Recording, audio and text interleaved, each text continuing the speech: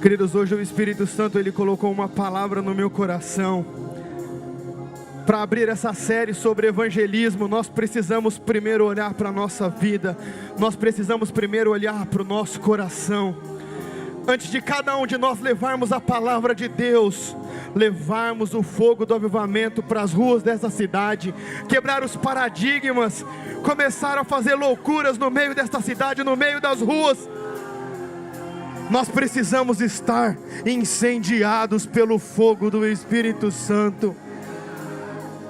Queridos, eu quero falar para vocês que quando o fogo do Espírito Santo, ele queima no seu coração, ele começa a reluzir através do seu rosto, e não importa onde você chega, não importa a condição social, não importa o lugar que você plantar a planta dos seus pés, o Espírito Santo de Deus, ele se manifesta naquele lugar, e as trevas fogem daquele lugar com a luz de Jesus. E é por isso que eu quero trazer uma palavra muito séria para você esta noite. Muito séria para você esta noite. Porque quando o Espírito Santo ele nos dá um dom, a palavra de Deus nos diz que esse dom ele é irrevogável. Ou seja, a partir do momento que você recebe um dom da parte de Deus, esse dom ele não vai mais sair de você. Mesmo que por opção sua, você deixe de fluir nesse dom. Mas vai chegar um dia em que nós vamos prestar conta do que nós recebemos para Jesus. E é por isso que eu quero falar com vocês essa noite, com o tema de: não deixe o fogo apagar. Não deixe o fogo do Espírito apagar no seu coração. Não deixe o fogo do Espírito apagar dentro de você. Porque a pessoa que está do seu lado, a pessoa que está na sua frente, e a pessoa que está atrás de você, se ela tiver o fogo do Espírito aceso, vivo dentro dela, o fogo dela não serve para você. O fogo dela não serve para você. E eu quero perguntar para todos vocês: como está o fogo do Espírito dentro do seu coração? Como está o fogo do Espírito Santo dentro do seu coração? E você pode me falar: pastor, mas eu não recebi esse fogo ainda não se acendeu dentro de mim. Eu tenho certeza que na parte final desta mensagem, o Espírito Santo de Deus, ele vai queimar no seu coração. E todos vocês que estão com essa chama querendo se apagar, queridos, o Espírito Santo vai enviar o teu fogo esta noite, neste lugar. O fogo não vai se apagar, não vai se apagar.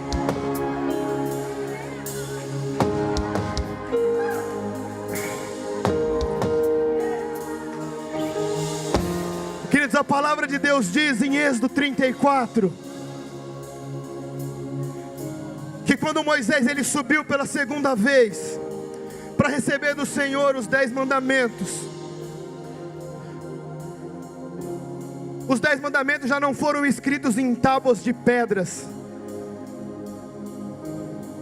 mas sim, ele começou a ser falado para essa palavra ser fixada em nossos corações.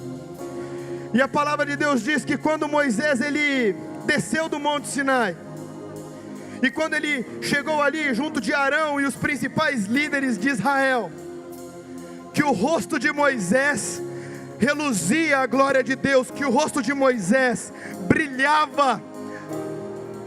E a palavra de Deus diz que isso fez cair grande temor sobre Arão, sobre aqueles líderes e depois sobre todo o povo. E eu quero que você preste atenção, porque o que vai fazer as pessoas escutarem o que você fala, o que vai fazer as pessoas escutar as palavras que você diz, os ensinamentos que você faz, não é o seu conhecimento, não é a sua posição social, não é o seu sobrenome, mas é a glória de Deus sobre a sua vida. E eu quero que você pense agora: como estão as pessoas que estão debaixo da sua liderança? Como estão as pessoas que você tem evangelizado? Por que será, pastor, que elas não entendem a palavra? Por que será que elas não mudam? Por que será que elas não fazem o que eu peço para elas fazerem? Por que será que elas não seguem os direcionamentos?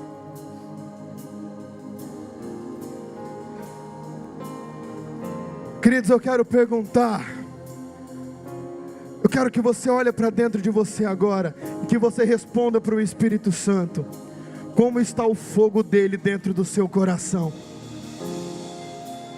Eu vou compartilhar essa palavra bem rápido, a banda nem precisa descer, se vocês quiserem sentar, se vocês quiserem ficar em pé, eu vou trazer essa palavra de uma forma bem rápida, que eu tenho certeza que o Espírito Santo vai vir sobre nós. Em Êxodo 34, 27, a palavra de Deus diz assim: disse mais o Senhor a Moisés: escreve estas palavras, porque conforme o teor destas palavras, tenho feito aliança contigo e com o povo de Israel. E esteve ali o Senhor 40 dias e 40 noites, não comeu pão, nem bebeu água, e escreveu nas tábuas as palavras da aliança, os 10 mandamentos.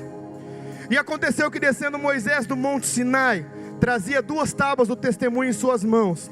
Sim, quando desceu do monte, Moisés não sabia que a pele do seu rosto resplandecia, depois que falara com o Senhor.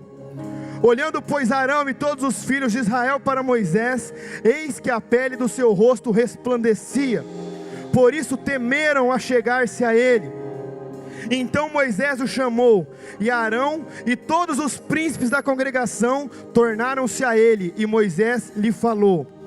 Depois que chegaram também todos os filhos de Israel, a eles lhe ordenou tudo o que o Senhor falara com ele no monte Sinai. Assim que Moisés acabou de falar com eles, ele pôs um véu sobre o rosto. Porém, entrando Moisés perante o Senhor para falar com ele, ele tirava o véu até sair. Saindo, falava com os filhos de Israel o que o Senhor tinha ordenado. Assim, pois, viam os filhos de Israel o rosto de Moisés, e que resplandecia a pele do seu rosto, e a tornava a pôr o véu sobre o seu rosto. Queridos, observem isso, que interessante a palavra de Deus. Moisés, ele passou 40 dias na presença de Deus, e a palavra fala que quando ele desceu do monte Sinai, as pessoas enxergavam o seu rosto brilhar, a glória de Deus. Porém, Moisés não sabia que o seu rosto estava brilhando. As pessoas, queridos, elas precisam saber que você brilha a glória de Jesus, que o fogo de Jesus, ele queima no seu coração, que ele queima na sua vida. Você não precisa falar para as pessoas saberem, você não precisa mostrar o que você tem feito, você não precisa mostrar em você o que foi mudado. Quando você tem a glória de Deus sobre a sua vida, os seus simples passos, as simples palavras, você falando um evangelho puro e simples, as pessoas vão começar a ser transformadas pela mesma glória que está sobre você. E usando esse texto de Moisés de base, eu quero que vocês prestem atenção, que da mesma forma que aconteceu com Moisés, veio acontecendo com alguns homens de Deus ao longo do tempo, da mesma maneira, com a intensidade mais forte, porque a palavra diz que é de glória em glória, ou seja, toda vez que o Senhor nos visita, Ele aumenta o seu poder, Ele aumenta a sua glória sobre nós, porque o poder do Espírito Santo de Deus, Ele é imensurável. Então eu não quero que você se prenda ao passado, eu não quero que você se prenda às experiências que você teve, porque elas nada mais servem para fazer parte da sua história, mas que hoje elas não têm poder de mudar o seu presente, nem de determinar o seu futuro. E eu estudando sobre um grande avivalista, um grande evangelista também, sobre John Wesley. John Wesley viveu na Inglaterra, em uma sociedade conturbada pela Revolução Industrial, onde crescia muito o número de desempregados. A Inglaterra estava cheia de mendigos itinerantes, políticos corruptos, vícios, violência generalizada. O cristianismo em todas as suas denominações estavam definhando. Ao invés de influenciar, o cristianismo estava sendo influenciado de maneira alarmante pela apatia religiosa, uma degeneração moral dentre aqueles que não se conformavam com o estado paralisante daquela religião, do evangelho naquela época, sobressaiu-se John Wesley. Primeiro, preste atenção nisso, queridos. A história diz que John Wesley, ele se destacou não quando ele já era um líder religioso, mas que ele se destacou quando ainda universitário, na faculdade de Oxford, e depois sim, como líder no meio do povo. Por que eu estou contando isso para vocês? Porque, queridos, vocês jovens estão na idade em que vocês podem mudar o Brasil. Esse plano de fundo da Inglaterra tem alguma semelhança com o que nós temos vivido aqui? Ou é só impressão? No Brasil tem crescido o número de desempregados? Sim ou não? No Brasil tem crescido o número de pessoas morando na rua de andarilhos? Sim ou não? Tem políticos corruptos no Brasil? Sim ou não? Muitas igrejas têm se vendido para conseguir atrair pessoas e manter um circo rodando? Sim ou não? Queridos, nós vivemos um contexto nacional, cultural do Brasil, que se você jovem não entender que você é o agente de Jesus, para começar um avivamento lá na sua escola, lá na sua faculdade, lá na sua rua, o Brasil não tem solução. Olhando aos olhos humanos, não. Pastor, o que muda o Brasil de uma Venezuela? O que muda? Muda que o Brasil tem muito mais recurso natural, muito mais matéria-prima. É um país rico em matéria-prima. Se não fosse, o Brasil já teria quebrado com a Venezuela. E aí o governo já teria tomado conta de tudo, tinha tomado todas as empresas, e tudo ia ser do governo. Por que isso não acontece no Brasil? E queridos, eu quero que vocês entendam que o evangelho para nós hoje, ele vai muito mais do que um simples culto. Ele vai muito mais além de uma reunião de célula. Ele vai muito mais além do que um discipulado. É uma questão de que nós precisamos mudar a nossa nação. A grande questão é que hoje o diabo, ele não quer mais que os jovens estejam nas baladas, nas ruas, não. Os que estão lá, eles já estão se perdendo sozinhos. Mas eu quero segurar eles dentro das quatro paredes de um templo, para eles pensarem que eles são igrejas, e aqui dentro, sem o fogo do Espírito Santo dentro deles, eu cozinho e cozinho a vida deles. Hoje já não é mais interessante as drogas, hoje já não é mais interessante a perdição, embora isso ainda atraia algumas pessoas, mas o que o diabo tem levantado é um marasmo dentro da igreja. Eu recebi a palavra de um pastor lá na África. Daqui a pouquinho eu vou compartilhar rápidas experiências com vocês lá. Que lá na África existe uma mosca que ela pica e a pessoa começa a ficar devagar, a pessoa começa a ficar sonolenta. Aí depois de alguns dias pode desenvolver uma anemia. E se não for cuidado, isso vai bem calmamente, bem lentamente, sem a pessoa sofrer. Ela vai ficando como se estivesse cansada, e aí ela quer ficar só descansando, e aí quando não é tratado a tempo, essa pessoa pode até chegar a óbito. E queridos, isso tem um contexto muito parecido com a igreja brasileira. Às vezes nós pegamos um jovem, ele recebe o fogo do Espírito Santo, e ele começa a correr, e aí na segunda ou terceira volta ele já está um pouco cansado, aí ele já para de correr, ele já começa a dar um trotinho mais leve, aí depois ele já começa a andar mais devagar, aí depois ele senta, e ali ele fica sentado. E queridos, nós só temos uma maneira de vencer esse marasmo, de vencer essa paralisia espiritual. Eu estou falando aqui não como um contexto local, só de Marília, da PIB, não. Glória a Deus, nós temos jovens aqui que têm buscado um avivamento, que têm orado, que têm jejuado, mas eu estou falando da igreja brasileira de um modo geral, onde as pessoas têm descansado,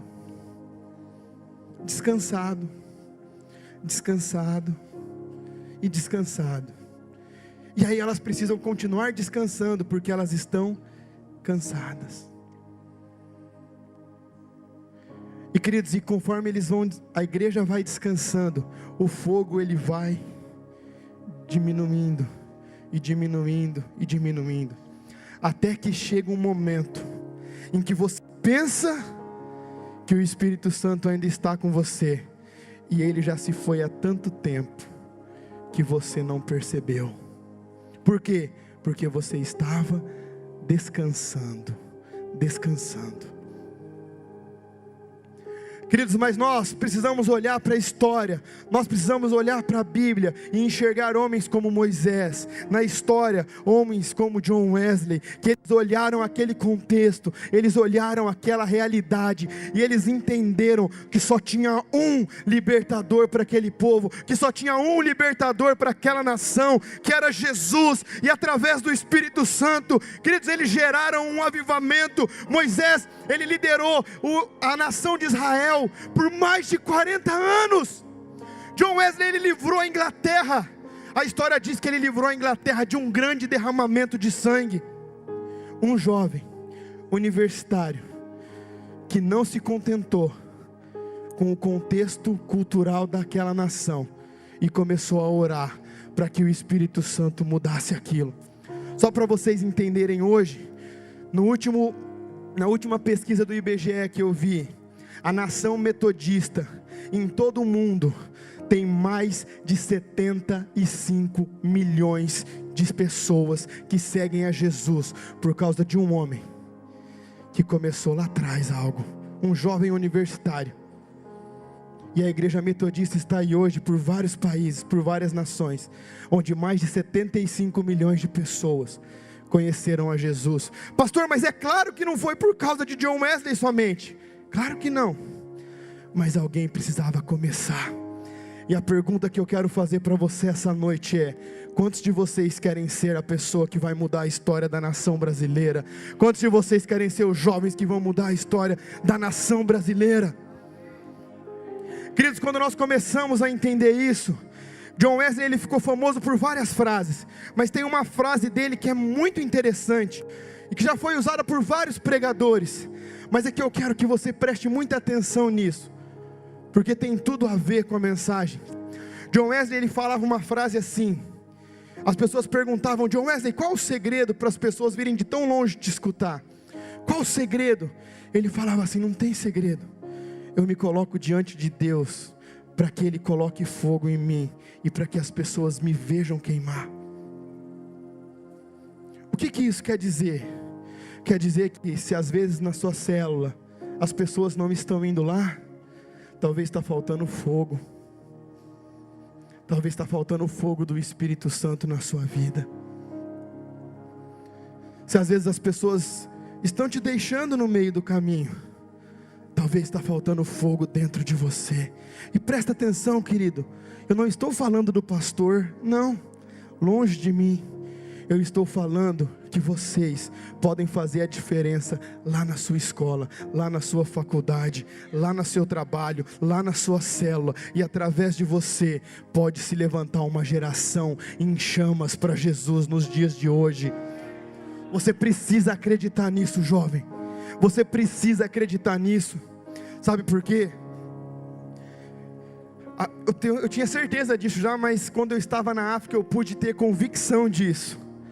As pessoas de lá me levaram pensando que tinha algo para ser passado para elas, mas é claro que Deus, em sua infinita misericórdia, Ele sempre faz apesar de nós. Mas, queridos, eu pude aprender que a nossa igreja aqui, nós do Ministério DIP, nós não fazemos mais. Sabe por quê? Porque nós temos muito. Sabe por que nós não buscamos mais a Deus? Porque nós temos muito. Sabe por quê? Queridos, porque nós aqui, nessa igreja eu estou falando, por mais que tenham pessoas necessitadas aqui, nós temos muito. Sabe por que a manifestação lá é mais poderosa? Não é porque eles são melhores do que nós, não, muito pelo contrário. Tem pessoas lá que não sabem nem ler, não sabem nem escrever. Mas, queridos, lá eles não podem esperar nada dos pais, porque os pais não têm nada para oferecer. Lá eles não podem esperar nada do governo, porque o governo não oferece nada para eles. Queridos, lá se eles não esperarem de Jesus, não tem ninguém que faz nada por eles. Não tem ninguém que faz nada por eles. Água gelada? Não, não tem. Banheiro? Não tem também, tem que ir no mato. E papel, pastor? Não tem também. Eles não têm nada. Então sabe por que aquilo eu comecei a pensar, por que eu não faço mais? É porque eu tenho muito. É porque eu tenho muito. E às vezes nós pensamos que nós fazemos tanto, não é verdade? Mas na verdade nós não fazemos nada. Por quê? Porque nós não damos a importância para o fogo do Espírito Santo dentro de nós. Porque nós não temos necessidades. Nós não temos necessidades. Pastor, mas eu fiquei desempregado 6 meses. Mas você tinha o seu pai, você tinha a sua casa. Pastor, mas meu colchão faz 3 anos que eu não troco ele. Pelo menos você tem um colchão, pelo menos você tem uma cama, pelo menos você tem um teto. Pastor, mas cortaram energia na minha casa. Mas pelo menos a água chegava lá gelada, mas chegava. Você podia tomar água na escola, você podia fazer alguma coisa, não é verdade? Então nós temos muito. Por isso que nós não buscamos tanto. Porque a nossa vida é muito fácil. A nossa, eu me incluo nisso também. Eu me incluo nisso também. Eu fiquei 9 dias lá. E eu confesso para vocês que no 7º, no 8º dia, mas estava dando cãibra de tanto que andava lá. Não tem lugar que não dá para ir de carro, tem que ir a pé. Areia, pó, não tem concreto, não tem asfalto. Aqui nós reclamamos em Marília, né? Ô prefeito, tá cheio de buraco a rua, né? Mas pelo menos tem rua. Não é? Ah, eu vou estragar a roda do meu carro. Pelo menos você tem carro. Ah, mas eu tenho bicicleta. Pelo menos você tem bicicleta. Quero mostrar rápidos vídeos aqui, para a gente já caminhar para... Pode apagar essas luzes aqui, por favor. Eu vou mostrar para vocês rapidinho. Pode pausar aí, por favor. Depois eu vou pedir para o Caio fazer um vídeo, para eu colocar umas legendas, mas eu vou mostrar para vocês alguma coisa hoje, porque como lá era aberto, inventava demais. Então quando você filmava, ficava muito ruído, muito chiado, e aí, então eles vão deixar sem som aqui, mas eu vou explicando para vocês o que é isso, tá bom?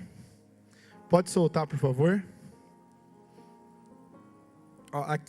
Aqui é o primeiro dia da conferência, terça-feira de manhã. Aqui tinha aproximadamente 20 mil pessoas. Só tinha tendas para 8 mil pessoas e cadeiras para 15 mil. Quem chegava depois ficava no sol e sentava na areia, né? Ali a questão do palco. Pode passar o outro, o vídeo. Aqui é na hora do apelo. Eles deixavam esse espaço aí, esse espaço cabia aproximadamente 15 mil pessoas, que está entre as tendas e entre aquela galera que assistia no fundo. Essa galera aqui, elas respondem um apelo, e aí é onde elas vão ser ministradas. Então eles deixam esse espaço aí na frente, né? Pode pausar aí, depois você solta. Esse menininho aqui, ele não era paralítico, ele era deficiente, né? Ele estava numa cadeira de roda, ele tinha as mãos todas atrofiadas assim, né? A perna dele era torta, ele não tinha cadeira de roda lá, ele estava tipo num banquinho de madeira. Não sei falar para vocês como que ele chegou lá, né? E no final da ministração, o Espírito Santo tocou a vida dele, sem ninguém precisar colocar as mãos, e ele começou, pode soltar o vídeo agora, e quando ele começou a andar todo torto, do jeito que ele era, e aí os braços dele começaram a endireitar, a perna esquerda dele era melhor. Depois no final do vídeo, as pernas dele já estavam do mesmo tamanho, ele já conseguia mexer os dedos, mexer as mãos. Foi algo lindo, maravilhoso mesmo, da parte de Deus. Queridos, o Espírito Santo, ele surpreendeu mesmo com... Pode passar o próximo vídeo, por favor. Esse vídeo aí, nós estávamos do outro lado, mas aí eles começaram a gritar que tinha acontecido um milagre. Essa pessoa, ela era cadeirante, esse que está pulando aí na frente, ó. Esse era paralítico mesmo, ele não era deficiente, tá? E aí ele levantou e começou a pular, e quando a galera viu, a galera começou a ir atrás dele, para eles comemorarem. Aí o pessoal foi, esse pessoal de branco, é o pessoal do Ministério de Libertação deles, né? Aí quando eles avisaram lá, a galera começou a correr em peso lá para comemorar, para celebrar.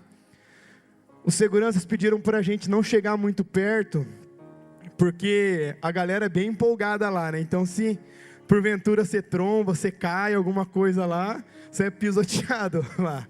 Aí o pessoal não deixou a gente se aproximar muito, porque foi muito alvoroço mesmo, né? Então, foi muito interessante, porque nós vimos que Deus, ele trabalha de várias maneiras, né? Teve um que ele saiu todo torto de um lugar, e ele começou a andar, e aí ele foi voltando ali às suas formas naturais. Aí teve um que já foi curado e saiu pulando de imediato. Então, o Espírito Santo, ele trabalha de várias maneiras, mas a grande questão é que ele trabalha, amém? Próximo vídeo, por favor. Não, esse aí não precisa passar, isso aí foi num apelo no final, foi algo muito forte mesmo. Por quê? Porque, queridos, eles acreditam na palavra como se fosse a única solução da vida deles. Eles não têm um plano B, eles não têm como conseguir outra coisa. Então quando os pregadores estavam lá, quando os preletores estavam lá, no final da mensagem eles corriam. Eu quero isso para a minha vida, eu preciso disso para a minha vida. O menininho conversando com a gente, tem coisas que não dá para filmar, se eu conseguisse filmar tudo para vocês, eu ia tentar filmar tudo mesmo, mas ele conversando ali, ele falava só um dialeto, né? E aí acharam uma pessoa lá que conseguiram traduzir ele para o francês, aí traduziram para o inglês, aí traduziram para a gente, então não deu para entender muito o que ele falou. Mas para resumir para vocês, ele falou assim: enquanto eu escutava a pregação, eu entendi que eu precisava desse Jesus, que eu precisava desse Espírito Santo, e ele começou a entrar dentro de mim, e eu falei assim: se é o Senhor mesmo que está entrando dentro de mim, me faz levantar. E ele falou, e eu comecei a me mexer sozinho, coisas que eu nunca fiz, e agora eu estou aqui para agradecer a Ele, porque Ele me curou. Queridos, vocês não estão entendendo isso? Era uma pessoa deficiente, que às vezes nós olhamos e nós falamos assim: vixe, essa aí não tem jeito não, se fosse pelo menos um dedo, alguma coisa, né?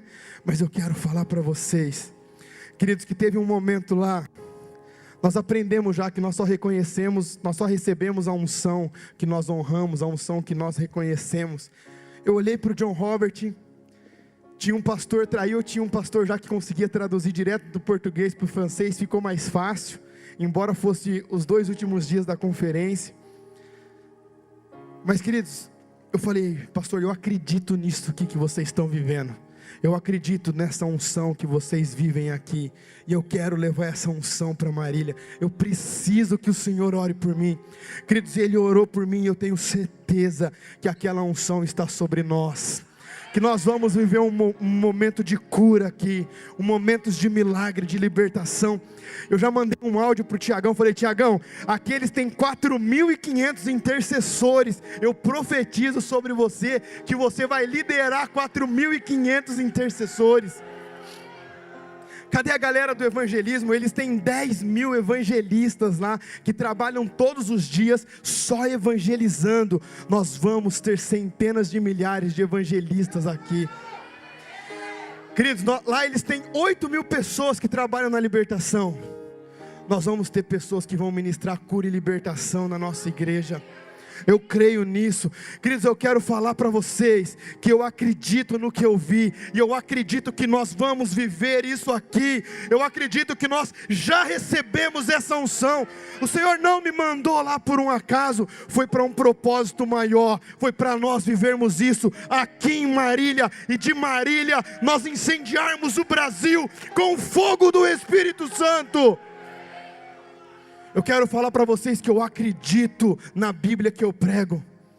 Queridos, eu acredito que avivamento não é estrutura, avivamento não é painel de LED, avivamento não é uma cadeira confortável. que avivamento não é uma programação legal, não são músicas legais, não é uma banda afinada. Se eu falar para vocês que lá eles não têm essas músicas de adoração, vocês acreditam? É só percussão, tambor, pandeiro, chocalho. Parece, quem aqui já foi para Salvador, Porto Seguro, e já entrou numa roda de berimbau, de capoeira? Parecia que eu estava me sentindo lá. E enquanto essa música eles tocavam, eles dançavam, os homens viravam mortal, as mulheres, as danças típicas deles. E enquanto estava essa festa, eram pessoas sendo curadas, paralíticos levantando, pessoas enxergando, pessoas voltando a ouvir. Queridos, o Espírito Santo ele não precisa de música. O Espírito Santo ele não precisa de instrumento. Ele precisa de um coração que esteja disposto a queimar por Ele. Pessoas que estão dispostas a cometer loucuras por Jesus. Eu acredito que nós temos esses jovens aqui em Marília, que nós temos esses jovens aqui hoje. Eu acredito nisso. Eu acredito tanto que se eu precisasse começar lá na minha casa de novo, com a minha esposa e mais algumas pessoas, eu ia começar de novo. Porque eu acredito no Jesus que eu tenho servido. Eu acredito na palavra que eu tenho pregado. E queridos, e olha que interessante isso. Quando nós começamos a falar, dei o exemplo de Moisés, que reluzia a glória de Deus. E eu dei o exemplo também de John Wesley, que as pessoas começavam a vir para ver o agir de Deus através daquele lugar, daquela igreja, daquela universidade. E queridos, e hoje eu quero falar para vocês, que vocês são esses jovens, que vão atrair pessoas, para ver o que o Espírito Santo está fazendo através da vida de vocês. Vocês não estão entendendo, queridos. Essa palavra que eu recebi da mosca foi profética. Quem está dormindo aqui, somos nós. Quem está no marasmo aqui, somos nós. Você precisa acreditar na palavra que você lê. Você precisa acreditar que Jesus ele quer usar a sua vida. Você não está entendendo que esse cansaço, esse marasmo, é a gente que vive isso.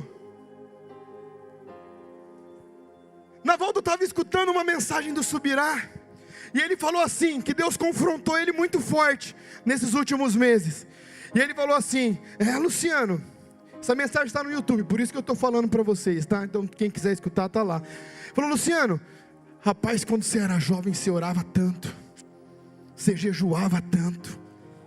Aí ele falou que na oração ele quis conversar com Jesus. Ele falou, Jesus, mas quando eu era jovem eu não era casado, né? Eu não era pastor de igreja, eu não tinha filhos, eu não tinha discípulos, né? Agora eu não tenho tanto tempo mais assim para orar. Ele falou, não, o problema não é o que você tem, o problema é que hoje você faz as coisas sem eu estar junto com você. É por isso que as horas que você passava comigo já não são mais tão importantes como eram. É por isso que os dias e dias de jejum que você fazia já não são mais importantes nos dias de hoje. Queridos, eu quero perguntar para você, faz quanto tempo que você não passa a noite inteira no seu quarto orando? Faz quanto tempo que você faz um jejum sem que ninguém precisa falar para você? Faz um jejum. Faz quanto tempo que você não faz alguma coisa porque o Espírito Santo pediu para você fazer? Faz quanto tempo que você está descansando, jovem? Eu quero falar para você que está na hora de você levantar desse marasmo, está na hora de você levantar dessa zona de conforto e queimar de novo por Jesus, e queimar de novo pelo Espírito Santo de Deus. E queridos, e a palavra de Deus continua, e o apóstolo Paulo em 2 Coríntios 3, verso 1 a seguir, ele começa a fazer uma exortação à igreja, usando o texto que nós usamos de Moisés. E ele começa e ele fala assim: porventura começamos outra vez a louvar a nós mesmos? Ou necessitamos, como alguns, de cartas de recomendação para vós, ou de recomendação de vós? Vós sois a nossa carta, escrita em nossos corações, conhecida e lida por todos os homens, porque já é manifesto que vós sois a carta de Cristo, ministrada por nós, e não em tábuas de pedra, mas em tábuas de carne do coração. E é por Cristo que temos tal confiança em Deus, não que sejamos capazes por nós de pensar alguma coisa, como de nós mesmos, mas a vossa capacidade vem de Deus, a qual fez também capazes de ser ministros de um novo testamento, não da letra, mas do Espírito, porque a letra mata, mas o Espírito vivifica. E se o ministério da morte, gravado com letras em pedras, veio em glória, de maneira que os filhos de Israel não podiam fitar os olhos na face de Moisés, por causa da glória do seu rosto, a qual era uma glória transitória, como não será maior o ministério do Espírito?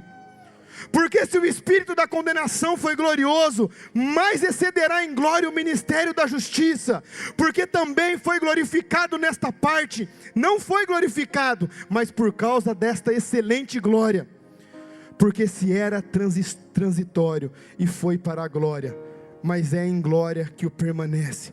Presta atenção nisso, querido.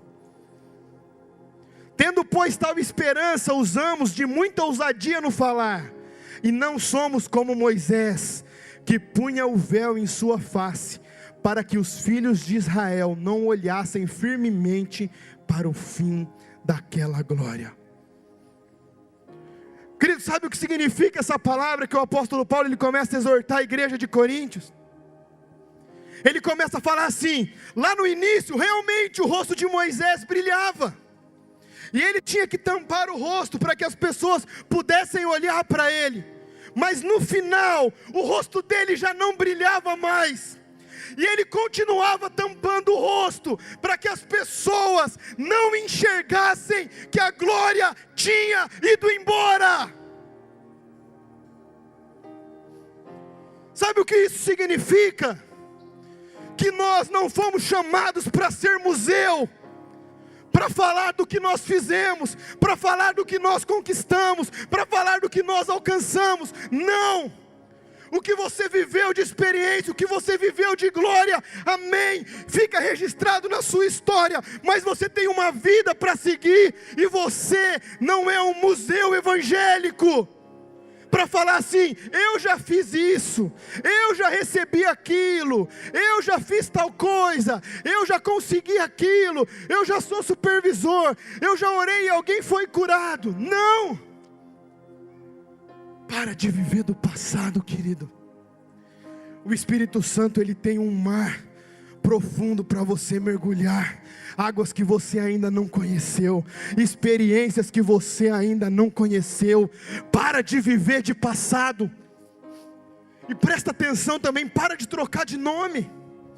Eu pude ver hoje claramente, a palavra de Deus diz assim, que o evangelho era pregado onde? No templo e nas casas. Então, se tem o nome de célula, é nas casas. Lá no John Robert eles chamam de koinonia. O que é koinonia? É célula. O Flavinho, lá na Lagoinha Savassi, ele chama de GC. O que é GC? É célula. Lá na parte norte eles chamam de G100. O que é G100? É célula. No sul eles chamam de grupos familiares. O que é grupo familiar? É célula. Mas desde que a palavra seja pregada no templo e nas casas, é no templo e nas casas. Então presta atenção, jovem, é na sua casa, é na sua casa, é através de você que o Espírito Santo quer incendiar a sua cidade. E queridos, a palavra de Deus diz, através do apóstolo Paulo, em 1 Tessalonicenses 5,19, não apaguem o Espírito Santo de Deus, não apaguem o Espírito Santo de Deus da sua vida, não apaguem o Espírito Santo de Deus da sua vida. Queridos, eu sei que vários de vocês aqui, essa noite, já queimaram com uma chama pelo Espírito Santo de Deus. E essa mensagem é para você: não deixe o fogo apagar, porque a responsabilidade de acender o fogo é de Deus, mas de deixar acesa é sua. É sua. É sua. A responsabilidade de fazer o fogo continuar a queimar é sua. E o próprio Moisés escreve isso lá em Levítico 6:12. Sacerdote, todos os dias pela manhã, tire as cinzas, coloque mais lenha, queime o sacrifício, e o fogo continuará a arder eternamente sobre a sua vida. Queridos, vocês não estão entendendo. Vocês não estão entendendo. Tem uma unção sobre este lugar. Sabe quantos membros esse rapaz tem? Rapaz, um moreninho desse tamanho, pequenininho. E era tão engraçado, porque ele tem 200 seguranças lá. Já tentaram matar várias vezes a vida dele, tentaram tirar várias vezes. Ele tem 200 seguranças lá. E ele anda assim. Eu falei: Deus, nós precisamos dessa unção lá na cidade de Marília. Queridos, eu estou falando que eles têm igreja em mais de 77 países. Eles têm mais de 218 mil vidas alcançadas para Jesus. E essas vidas cadastradas, Ele sabe quem são, Ele sabe onde mora, Ele sabe qual é o contato delas. E queridos, eu falei: nós vamos viver isso lá em Marília. Em 96 eles tinham 7 mil membros. Hoje, 20 anos depois, eles têm 218 mil vidas alcançadas para Jesus. E hoje eu vejo aqueles rapazes, aquelas moças tão simples, mas que queimam o fogo do Espírito Santo, colocando a mão sobre pessoas e as pessoas sendo libertas.